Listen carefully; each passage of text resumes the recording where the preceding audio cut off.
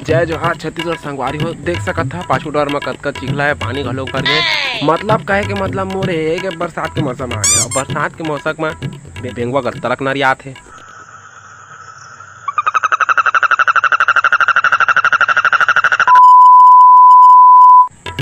और बाकी जो सेटिंग साटिंग वाला हावे छोकरा तेहू मला देख ले का करते है। रिमझिम पानी गिरा दे हाय रे बरसा रानी और हमर की जिंदगी इतना कहाँ भैया। हमन ठहरे खाटी सिंगल आदमी। हमन की जिंदगी कुछ ऐसे होते दाई चाय के संग ठोकर रमन चना हो जाती तो भारी मजा आती सो। तो चुप तो टूरा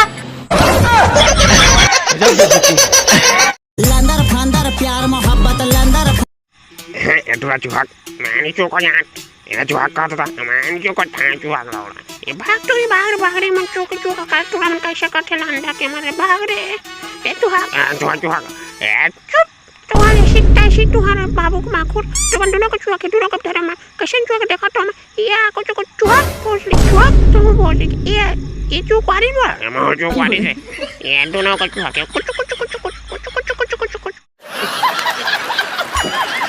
ये दाई इतनी देखना हो इतनी खाऊँ और लाइटे देखा नहीं है जानता हूँ तो दाई मोर मामा दाई इतनी देख कर होता इतनी खाऊँ ये टार दो मजा आ गई लंदर फंदर रे खदर बदर